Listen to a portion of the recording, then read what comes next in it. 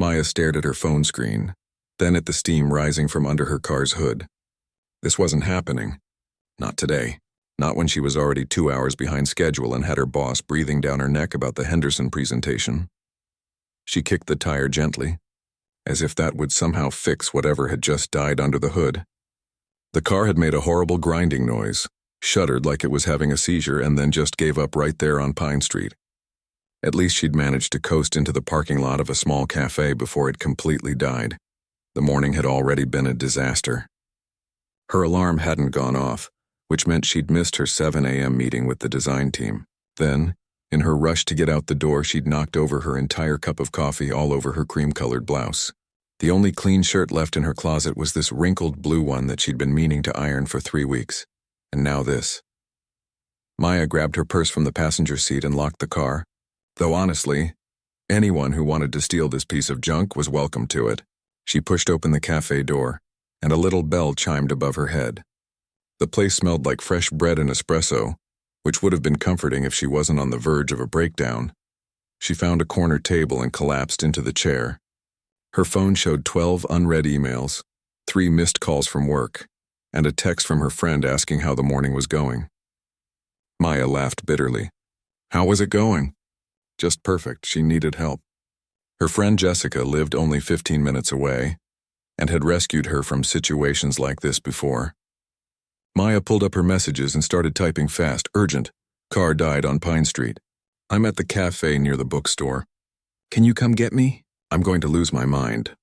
She added the cafe's address and hit send without double-checking.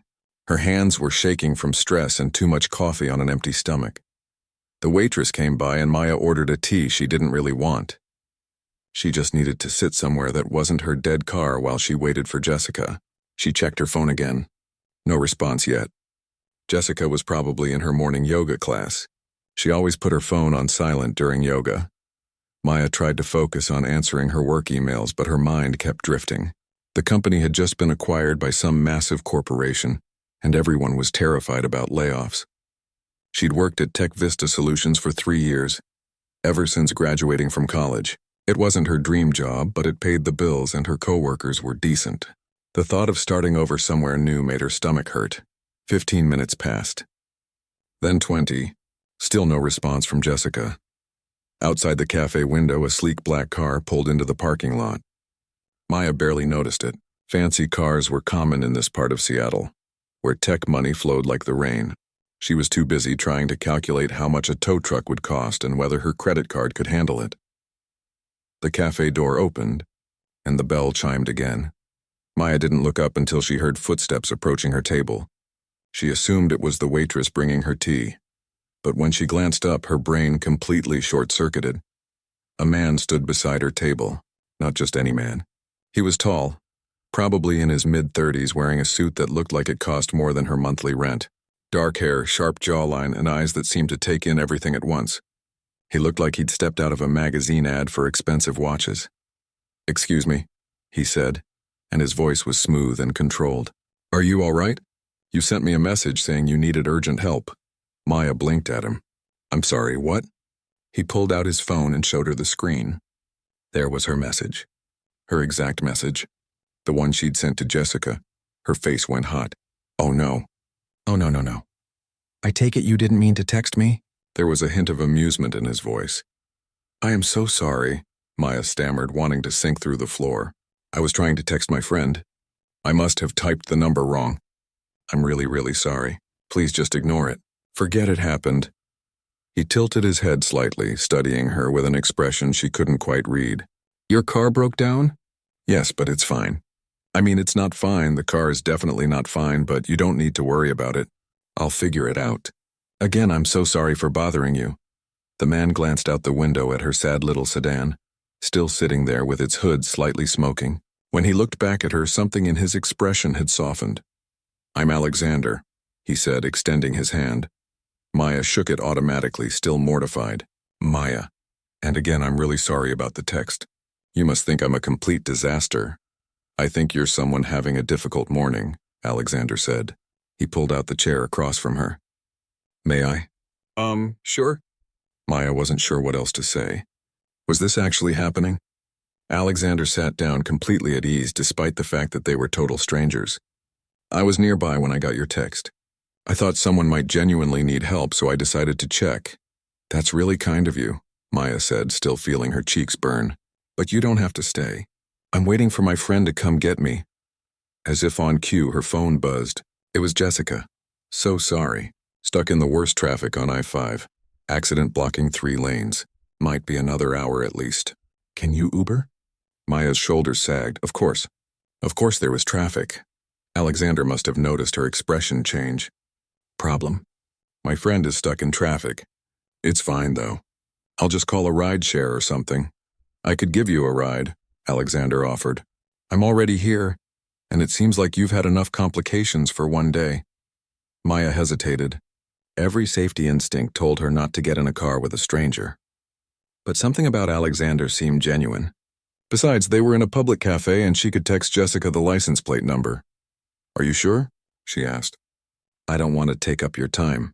I have a few hours before my next meeting, he said.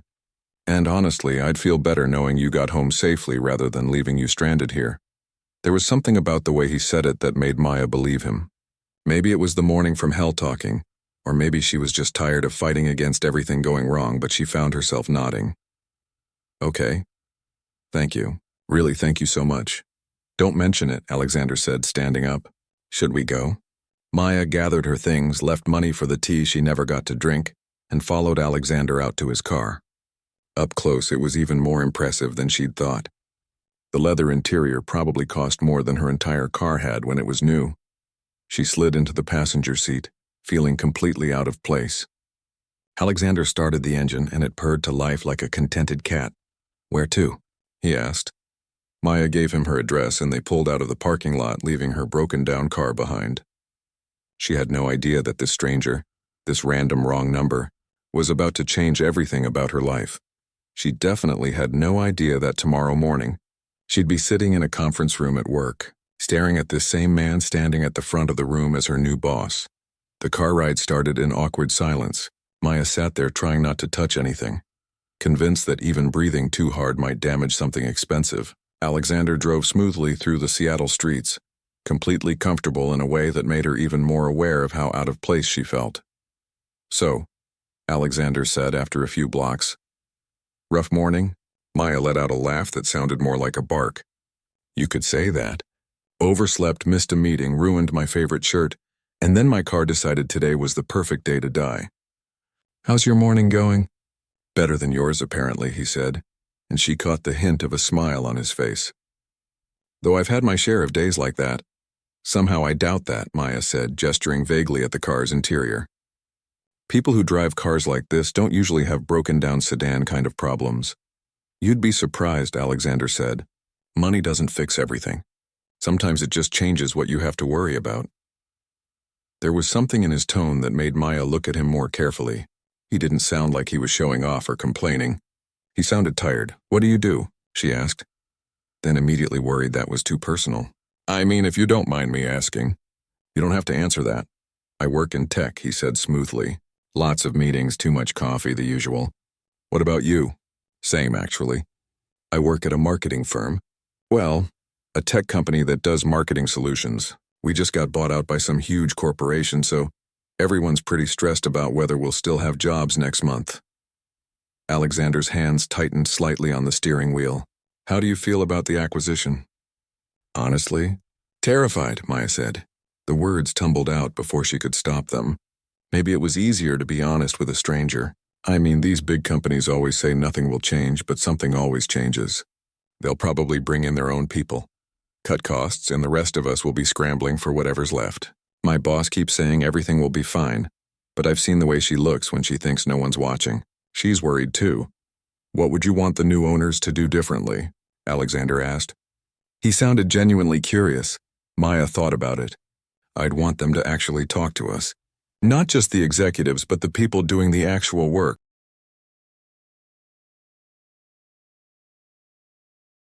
They just make decisions in boardrooms and then act surprised when things don't work out the way they planned. That's a fair point, Alexander said quietly. They stopped at a red light and Maya suddenly felt embarrassed. Sorry, I'm rambling. You don't need to hear me complain about my job. I don't mind, he said, turning to look at her. It's refreshing, actually. Most people tell me what they think I want to hear. Well, I figure I'll never see you again after today, so there's no point in being anything other than honest, Maya said with a shrug. Something flickered across Alexander's face, but the light turned green and he focused back on the road. What would you do if you could do anything? If the job situation wasn't an issue? That's a dangerous question, Maya said. You might unleash a whole speech about my dreams of starting a creative agency that actually values people over profit margins. I've got time, Alexander said. So Maya talked. She talked about how she'd always wanted to work somewhere that felt more human, where creativity wasn't crushed by endless metrics and spreadsheets. She talked about her ideas for campaigns that actually connected with people, instead of just trying to sell them things. She talked about wanting to build something that mattered. Alexander listened without interrupting, occasionally asking questions that showed he was actually paying attention. It was strange, Maya thought, how easy it was to talk to him. She usually kept these kinds of thoughts to herself, afraid of sounding naive or idealistic. Before she knew it, they were pulling up in front of her apartment building. Maya blinked, surprised at how quickly the time had passed. "This is me," she said, feeling oddly reluctant to leave. "Thank you so much for the ride. You really saved me today." "It was my pleasure," Alexander said, and he sounded like he meant it. "I hope the rest of your day goes better." "It has to, right?" Maya said with a smile. "I mean, it can't get much worse." She opened the door and then paused. "Hey, I never got to pay you back for the gas or your time or anything. Can I at least buy you coffee sometime? As a thank you?" Alexander's expression was unreadable for a moment. "That's not necessary, but I appreciate the offer." "Well, if you ever need someone to accidentally text you again, I'm apparently very good at that," Maya joked. He laughed, a real laugh that lit up his whole face. "I'll keep that in mind."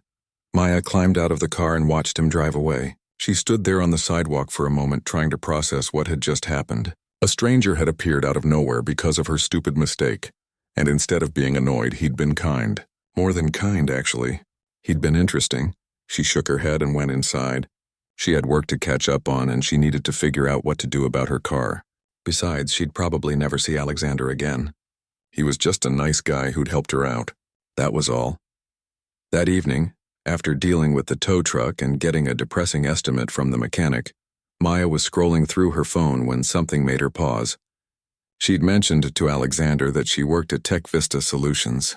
She'd said it in passing, just another detail in their conversation. On a whim, she typed into her search bar, Tech Vista Solutions Acquisition. The first result made her blood run cold. Alexander Hunt completes acquisition of Tech Vista Solutions. She clicked on the article with shaking hands. There was a photo of Alexander, the same Alexander who'd driven her home, standing in front of a corporate logo, looking professional and powerful. Alexander Hunt, CEO of Hunt Enterprises, finalized the purchase of Tech Vista Solutions earlier this week. The billionaire tech mogul stated that he sees great potential in the company and plans to meet with the team next Monday. Maya's phone slipped from her hands onto the couch. She'd spent 20 minutes in a car with her new boss, complaining about her company being bought out. By him. She'd told him everything, every worry, every frustration, every critical thought she had about the acquisition. She grabbed her phone again and read through the article twice more, hoping she'd misunderstood. But no, that was definitely him. Same face, same voice that she could now hear in her head saying, "I work in tech." "Oh no," she whispered to her empty apartment. "Oh no, oh no, oh no, Monday morning was in 2 days." The company-wide meeting to meet the new CEO was scheduled for 9 a.m., and Maya would be sitting in that conference room when Alexander Hunt walked in. She'd thought her day couldn't get worse. She'd been so wrong. Maya spent the entire weekend in a state of panic. She considered calling in sick on Monday. She considered quitting. She considered moving to a different city and changing her name. Every scenario she played out in her head ended in disaster. By Sunday night, she'd barely slept. She kept replaying their conversation, cringing at every honest thing she'd said. He must think she was so unprofessional. Or maybe he'd found it entertaining that a random employee had complained directly to him without knowing who he was. Monday morning arrived too quickly. Maya stood in front of her closet for 20 minutes trying to decide what to wear. Professional but not trying too hard. Confident but apologetic. Was there an outfit that said, "I'm so sorry I told you our company was being run poorly," without actually saying it? She settled on a black blazer and gray pants, tied her hair back in a neat ponytail, and practiced her "I'm a serious professional who definitely didn't complain to the CEO" face in the mirror. The office was buzzing when she arrived. Everyone was nervous, gathering in small groups and whispering. The conference room was filling up fast. Maya tried to find a seat in the back, somewhere she could hide, but her coworker Chen waved her over to the middle section. "Can you believe we're finally meeting him?" Chen whispered. "I heard he's really young for a CEO, and supposedly brilliant." "Great," Maya said weakly. The room fell silent as the door opened. Maya's heart was pounding so hard she thought everyone could hear it. She kept her eyes down, staring at her hands folded on the table. "Good morning, everyone," said a voice she'd been dreading to hear. "I'm Alexander Hunt, and I'm excited to be here." Maya forced herself to look up. There he was, standing at the front of the room in another perfect suit, looking every inch the powerful CEO. His eyes scanned the crowd, professional and confident, and then they landed on her. For just a second, maybe less, something flickered in his expression. Recognition. And was that amusement? His lips curved into the slightest smile before he looked away and continued his speech. Maya wanted to disappear. She wanted the floor to open up and swallow her whole. Instead, she had to sit there for 45 minutes while Alexander talked about his vision for the company, about respecting the team's expertise, about wanting input from everyone, not just executives. He was saying all the things she'd told him she wanted to hear, and she couldn't tell if that made everything better or so much worse. The meeting finally ended, and Maya bolted from the conference room like the building was on fire. She made it back to her desk and practically collapsed into her chair, her heart still racing. "He seems nice, right?" Chen said, appearing beside her desk with coffee. "Not as scary as I thought he'd be." "Yeah, totally," Maya managed, trying to sound normal while internally screaming. The rest of the day passed in a blur. Maya kept her head down, avoided eye contact with everyone, and tried to look busy. She jumped every time someone walked past her desk, convinced it would be Alexander coming to fire her for being unprofessional. But he didn't come. In fact, she didn't see him at all for the rest of the week. By Friday, Maya had almost convinced herself that maybe he'd forgotten about their conversation. Maybe she was just one of many employees to him, not worth remembering. The thought should have been comforting, but it left her feeling strangely hollow instead. Then her manager stopped by her desk at 4 in the afternoon. "Maya, good news. Your team has been selected to present the new campaign strategy to Mr. Hunt next week. He specifically requested your department." Maya's stomach dropped. "He specifically requested us?" "Yep, consider it an opportunity. Don't mess it up." Her manager walked away before Maya could respond. Chen leaned over from his desk. "Did she just say Hunt wants to see our presentation?" "Apparently," Maya said weakly. "This is either really good or really bad," Chen said. "No pressure." Maya spent the entire weekend preparing. She rewrote the presentation 3 times, practiced her talking points until she could recite them in her sleep, and changed her outfit 6 times on Monday morning before the meeting. When she walked into the conference room with her team, Alexander was already there, sitting at the head of the table with his laptop open. He looked up when they entered, and his eyes found hers immediately. "Good morning," he said, his tone professional and neutral. "Please have a seat." The presentation went smoothly at first. Maya's coworker Riley took the lead, walking through the campaign concept while Maya controlled the slides. She was doing fine until Alexander started asking questions. "Maya," he said, and she nearly dropped the remote. "What's your take on the target demographic for this campaign?" Everyone turned to look at her. She cleared her throat. "Well, based on our research, we're looking at professionals aged 25 to 40 who value authenticity and social responsibility. They're tired."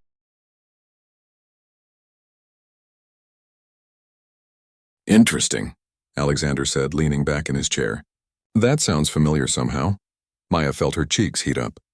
He was referencing their conversation in the car. He had to be. "Could you elaborate on that approach?" he continued. "How do we balance authenticity with business objectives?" Maya took a breath and dove in, explaining her ideas about building genuine connections with audiences, about telling real stories instead of manufactured ones. She forgot to be nervous as she talked. gesturing with her hands the way she always did when she got passionate about something. When she finished, there was a moment of silence. Alexander was watching her with an expression she couldn't quite read. "That's exactly the kind of thinking we need," he said finally. "Thank you, Maya. Excellent work, all of you." After the meeting, as everyone filed out, Alexander's voice stopped her. "Maya, could you stay for a moment?" Her team gave her sympathetic looks as they left. The door closed and suddenly the room felt very small. "I'm not going to fire you," Alexander said, a hint of amusement in his voice. "You can stop looking like you're about to face a firing squad." Maya let out a breath she didn't know she'd been holding. "I'm sorry. About what I said in the car? I didn't know who you were, and I shouldn't have been so critical about the company and the acquisition and everything. It was unprofessional." "It was honest," Alexander corrected, "and incredibly helpful, actually. You gave me perspective I wouldn't have gotten otherwise." "So I'm not in trouble?"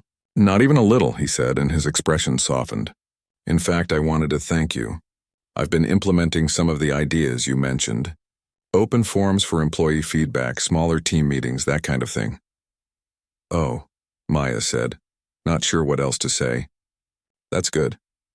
I also wanted to ask if you'd like to grab coffee sometime," Alexander said, and Maya's brain temporarily stopped working.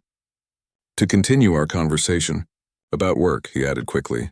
"About the company direction and your ideas for the marketing department." "Just about work?" Maya heard herself ask and immediately wanted to take it back. Alexander's lips curved into a small smile.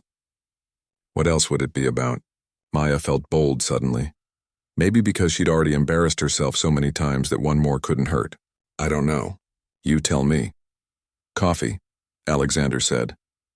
But there was something in his eyes that suggested he knew exactly what she was implying. "Thursday at 3? There's a place near here." "Okay," Maya agreed. "Thursday at 3. Thursday came, and Maya found herself sitting across from Alexander at a small cafe, trying to remember how to act like a normal human being.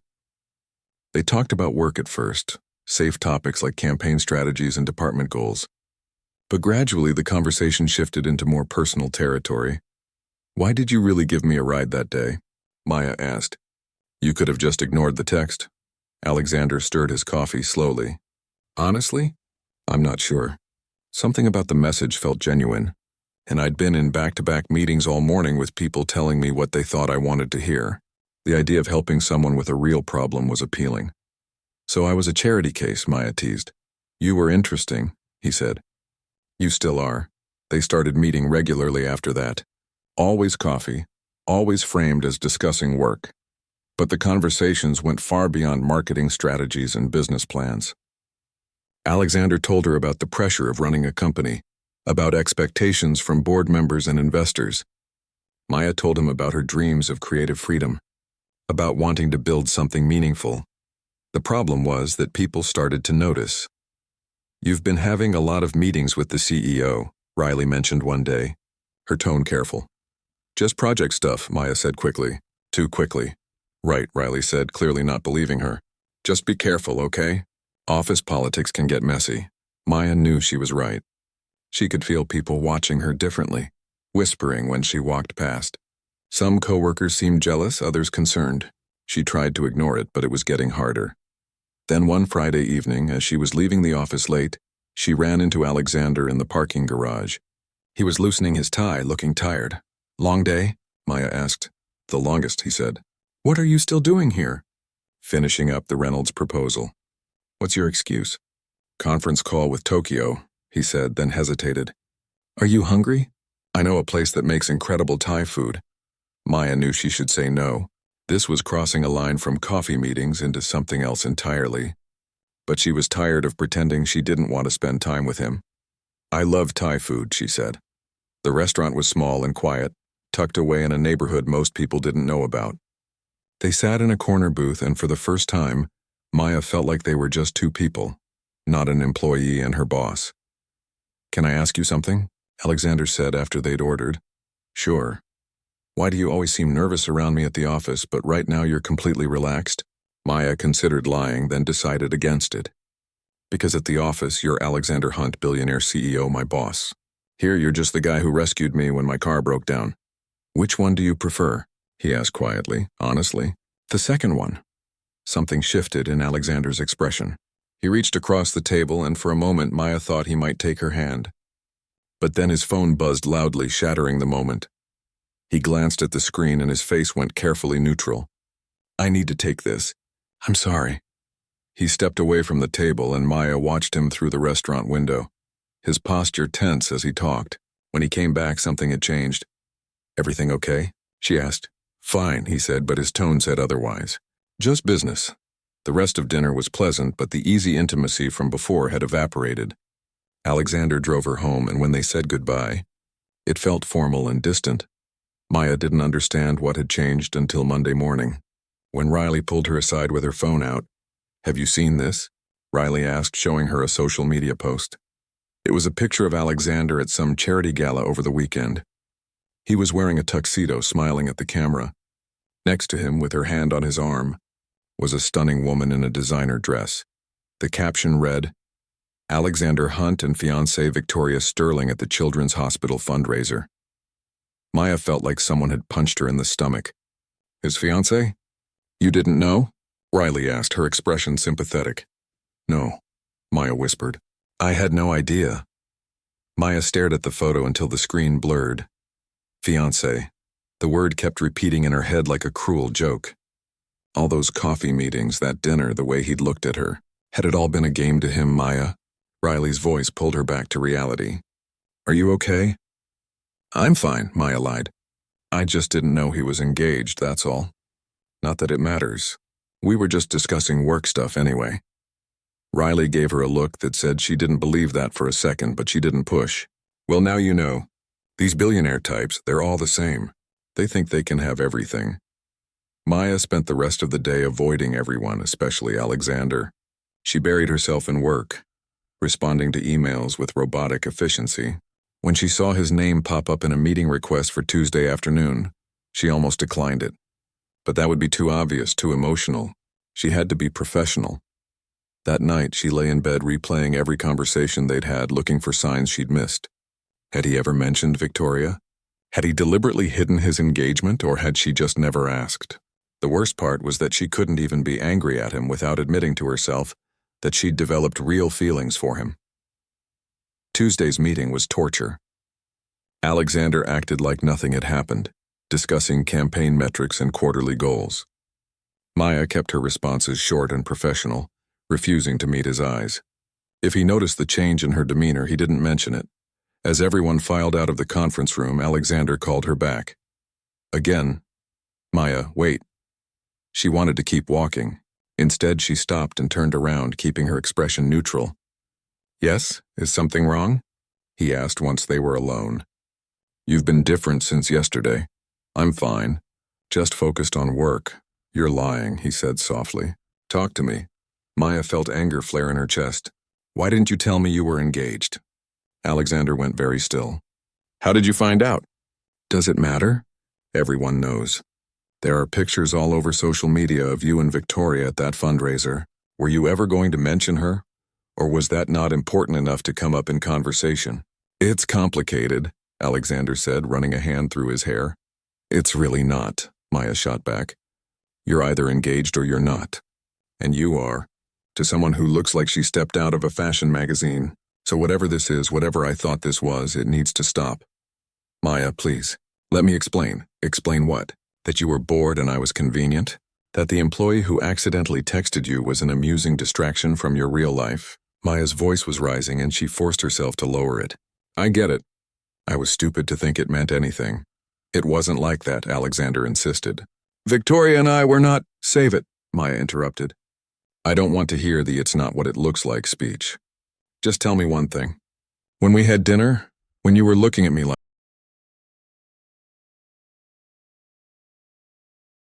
"That's what I thought," Maya said. She turned to leave, but his voice stopped her. "The engagement was arranged by my father before he died. It's about business, about family legacy. I've never been in love with Victoria, and she's never been in love with me. She cares about the status, the access to wealth. That's all it's ever been." Maya turned back slowly. "And I'm supposed to feel sorry for you? Poor billionaire trapped in a loveless engagement? You have choices, Alexander. You're choosing to stay with her. It's not that simple." There are contracts, family expectations, business partnerships that depend on this union. If I break it off, it affects hundreds of people. Then why did you ask me to coffee? Why did you take me to dinner? Why did you look at me like I was the only person in the room? Maya's voice cracked slightly. Why did you make me hope? Alexander stepped closer. Because for the first time in years, I felt like I could be myself. With you, I'm not the CEO or the heir to a fortune or someone's business arrangement. I'm just me. And I'm sorry. I should have told you about Victoria from the start. I was selfish. You were, Maya agreed. And now we're done. With all of it. The coffee meetings, the conversations, everything. From now on, I'm just another employee. That's all this should have been anyway. She walked out before he could respond, her hands shaking. She made it to the bathroom before the tears came. She felt foolish and angry and heartbroken all at once. The next few weeks were miserable. Maya threw herself into work with an intensity that worried her coworkers. She arrived early, left late, and volunteered for every project no one else wanted. Anything to keep busy, to not think about Alexander. She started avoiding places she might run into him. She skipped company events. When she had to attend meetings where he was present, she sat as far away as possible and spoke only when directly addressed. Alexander tried to talk to her several times. He'd catch her in the hallway, send her emails marked urgent that were just questions about how she was doing. She ignored all of it. What was there to say? Then one afternoon, as Maya was leaving the building, she nearly collided with someone in the lobby. When she looked up, she found herself face to face with Victoria Sterling. Up close, Victoria was even more striking than in photos. Perfect hair, perfect makeup, designer clothes that probably cost more than Maya's entire wardrobe. She looked Maya up and down with the kind of assessment that rich people seem to specialize in. "You must be Maya," Victoria said, her voice smooth and cold. "Do I know you?" Maya asked, though of course she knew exactly who this was. "Not yet. I'm Victoria, Alexander's fiancée." She emphasized the last word. "I thought it was time we met, since you've been spending so much time with him. We have meetings about work. That's all." "Of course," Victoria said with a smile that didn't reach her eyes. "Work, that's what he tells me too. But I thought you should know, just in case you had any other ideas, that Alexander and I have been together for 5 years. Our families have been planning this wedding for 3. Whatever little friendship you think you have with him, it doesn't change anything.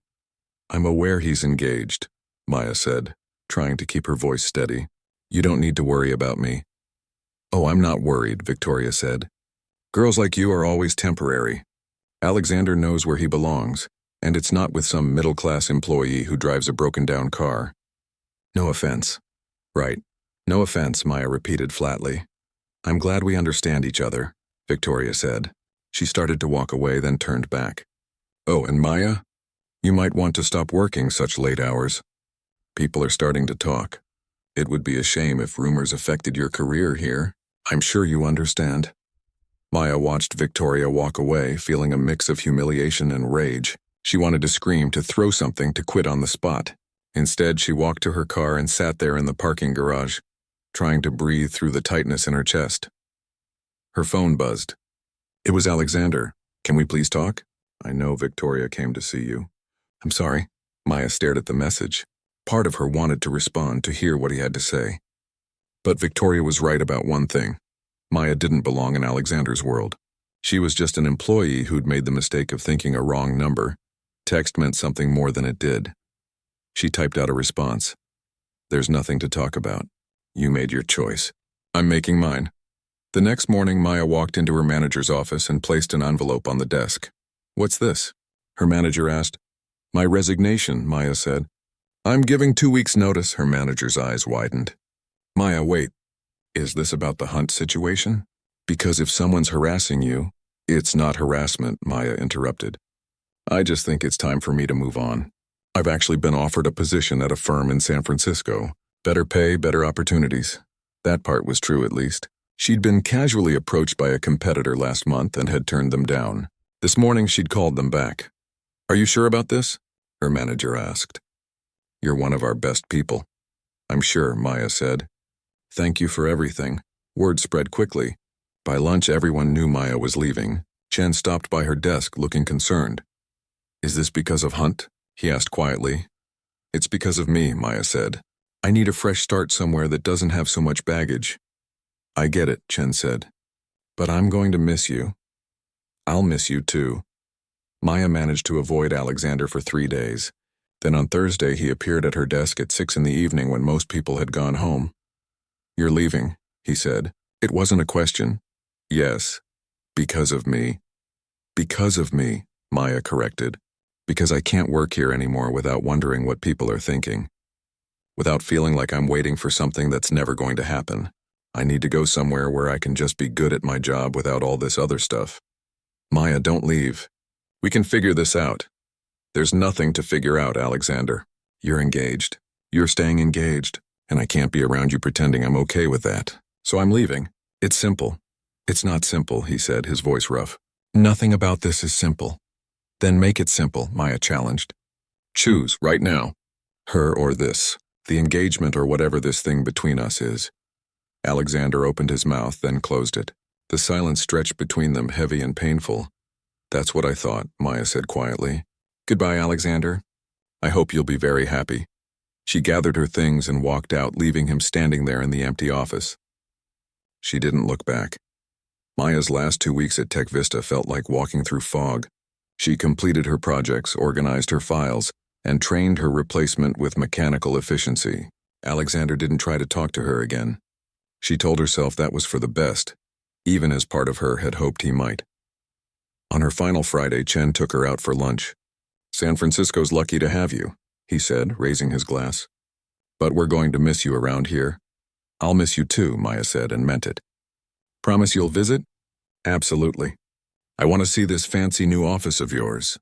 That evening, Maya finished packing up her desk. The office was quiet, most people having left early for the weekend. She was taping up the last box when she heard footsteps behind her. So you're really going? She turned to find Alexander standing there, hands in his pockets, looking more uncertain than she'd ever seen him. Yes, she said simply. I ended it, he said. With Victoria. I called off the engagement. Maya's heart stuttered, but she forced herself to stay calm. When? Last week. Right after you resigned. I went to her parents' house and told them the wedding was off. It's been a nightmare. The board is furious, her family is threatening legal action, and I've probably destroyed several business relationships. But I did it. Why are you telling me this?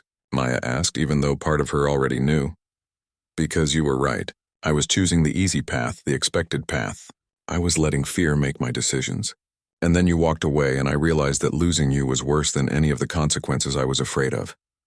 Maya wanted to feel triumphant. Instead, she felt tired. That's great, Alexander. I'm happy for you, but I'm still leaving. I know, he said quietly, and I'm not asking you to stay. You deserve better than this place, better than the gossip and the complications. You deserve to go somewhere you can shine without all this baggage. Then why are you here? Because I couldn't let you leave without telling you the truth. Without telling you that meeting you even by accident was the best thing that's happened to me in years. You made me want to be braver, to be better, and I'm sorry I didn't choose that sooner. Maya felt tears threatening and blinked them back. I appreciate that, really, but I need to move on, Alexander. We both do. He nodded slowly.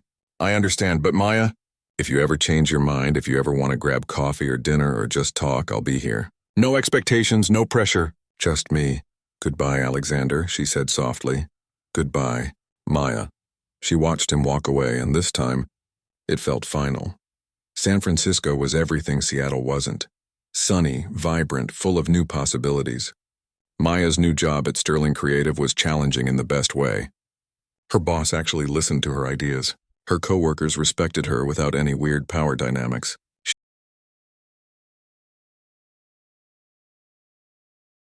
For the first few weeks, she checked her phone constantly, half expecting messages from Alexander. But none came. He was respecting her boundaries, giving her the space she'd asked for. She told herself that was what she wanted. Chen visited after a month, bearing gifts and gossip from the old office. Everyone misses you, he said over dinner. Even Hunt, though he doesn't say it. He's been different since you left. More serious, less approachable. Riley says he barely smiles anymore. That's not my problem, Maya said, but her chest ached. I know, Chen said gently. But I also know you're miserable. You've got your dream job and your fresh start, so why do you look like someone stole your favorite sweater? I'm fine. You're a terrible liar. You always have been, Maya sighed. It's complicated. Love usually is. I didn't say anything about love. You didn't have to, Chen said with a knowing smile. 3 months into her new life, Maya was leading a campaign pitch when her phone buzzed with a news alert. Alexander Hunt steps down as CEO of Hunt Enterprises. She nearly dropped her phone. After the meeting, she locked herself in her office and read the full article. Alexander had resigned from his position, citing a need to refocus on what mattered.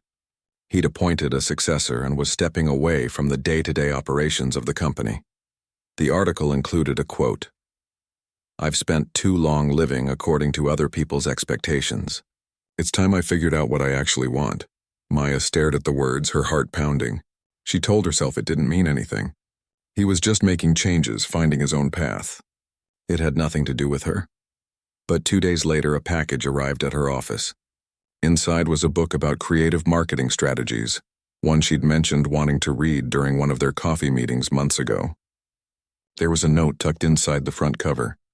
"I found this and thought of you. I hope San Francisco is everything you hoped it would be." Amaya ran her fingers over his handwriting. It was such a simple gesture, but it made her realize something she'd been trying to ignore. She missed him.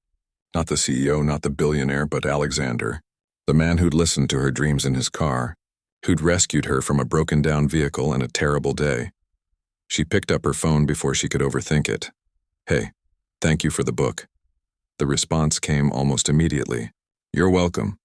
How's San Francisco treating you?" "It's great. Really great. I heard about you stepping down." "Yeah, needed a change. Turned out running a corporation wasn't actually what I wanted to do with my life." "What do you want to do?" There was a long pause. "Honestly, I'm still figuring that out. But I'm thinking about starting something new. Something smaller, more focused on innovation than profit margins. Maybe something in creative marketing." Maya smiled at her phone. "That sounds good. Would you be interested in consulting?" Hypothetically. "I value your opinion.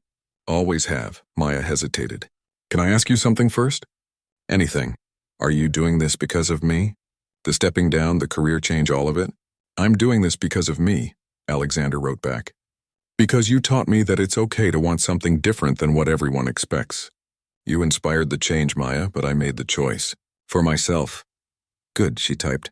"That's important. So, coffee? I could fly down this weekend. Or you could come up here. Or we could meet somewhere in the middle. Whatever you're comfortable with." Maya looked around her office at the life she'd built in San Francisco. It was good. It was safe. It was exactly what she'd wanted, but maybe safe wasn't enough anymore. "Actually," she typed, "I have some vacation days saved up, and I've been thinking about visiting Seattle again. There are some things I miss about it." "Just things?" Alexander asked. "Maybe 1 or 2 people," she admitted. "When? This weekend work for you?" "This weekend works perfectly." Maya booked her flight that afternoon, her stomach full of butterflies and nerves. She had no idea what would happen when she saw Alexander again. Maybe they'd realize they'd built everything up in their heads. Maybe the connection had only existed in that strange bubble they'd created. Or maybe, just maybe, they'd figure out how to build something real. The plane touched down in Seattle on a rainy Saturday morning. Maya collected her bag and made her way through the airport, scanning the crowd. And then she saw him. Alexander stood near the exit, wearing jeans and a simple sweater instead of his usual suit. He looked nervous, his hands shoved in his pockets. When he spotted her, his face lit up with a smile she remembered from their first car ride together. "Hi," he said as she approached. "Hi," she replied. "How was your flight?" "Long. Good. Weird being back." They stood there for a moment, the awkwardness of months apart hanging between them. "So," Alexander said finally, "there's this great cafe I know. They make incredible coffee. Want to go?" Maya smiled. "Is this the same cafe where we first met?" "Actually, no. I found a new place. Thought we could start fresh, make new memories instead of trying to recapture old ones." "I like that idea," Maya said. They walked out of the airport together, and Maya noticed Alexander wasn't driving himself. He'd taken an Uber. "No fancy car?" she teased. "Sold it," he said. "Turns out I don't need all that stuff. I'm trying to figure out who I am without the CEO title, without the fortune defining me. It's terrifying and liberating at the same time." "That's brave," Maya said. "I learned from the best," he replied, glancing at her. At the cafe, they talked for hours, not about work or companies or complicated family expectations. They talked about books and movies and childhood dreams. They talked about fears and failures and what happiness actually meant. They laughed until their cheeks hurt and were honest in ways they hadn't been able to be before. When Maya's phone buzzed with a reminder about her hotel check-in, Alexander looked disappointed. "You're staying at a hotel? Where else would I stay?" "I have a guest room," he offered. "No pressure, just an offer. More time to talk." "Unless you're not comfortable." "I'm comfortable," Maya interrupted. "Let's go." His apartment was smaller than she'd expected, cozy rather than ostentatious. They ordered takeout and watched old movies, sitting on opposite ends of the couch at first, then gradually moving closer until Maya's head was resting on his shoulder. "I missed this," Alexander said quietly. "Just being with you." "Me too," Maya admitted.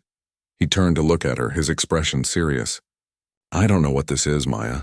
I don't know if we're starting over or picking up where we left off or creating something completely new. But I know I want to figure it out. With you, if you want that too." Maya thought about all the reasons this was complicated. The distance between San Francisco and Seattle. Their history. The fact that they'd have to build everything from scratch without the convenience of working together. But she also thought about how she felt right now, sitting with him in this moment. Safe and excited and entirely herself. "I want that too," she said. Alexander smiled, the kind of real, genuine smile that transformed his whole face. "Yeah? Yeah, but we're doing this right this time, slowly, honestly, no secrets. No running away when things get hard." "Deal," he said, and held out his hand. Maya shook it, then laughed at the formality of it all. "Are we really sealing this with a handshake? Would you prefer something else?" Alexander asked, his voice dropping slightly. "Maybe," Maya said and leaned in to kiss him. It was soft and sweet, and felt like a beginning. When they pulled apart, both of them were grinning like idiots. "So," Alexander said, "I should probably mention that I'm looking at office space in San Francisco." "What?" "For the new company. Turns out there's a lot of creative talent down there. Plus, I hear the weather's better." Maya laughed, shaking her head. "You're impossible. Is that a problem?" "Not even a little bit." 6 months later, Maya sat in the office of their new company, reviewing campaign proposals. The space was small but bright, filled with people who actually cared about the work they were doing. Alexander walked past her desk and dropped a coffee next to her laptop. "Thank you," she said. Looking up at him. "Always," he replied, pressing a quick kiss to the top of her head before heading to his own desk. Chen, who joined their team 2 months ago, made a gagging sound. "You two are disgusting." "You're just jealous," Maya shot back. "Maybe a little," he admitted with a grin. Maya's phone buzzed with a text from an unknown number. For a split second, her heart jumped, remembering another wrong number from what felt like a lifetime ago. But when she opened it, she saw it was just a customer survey from her new car dealership. She smiled and deleted it. She'd already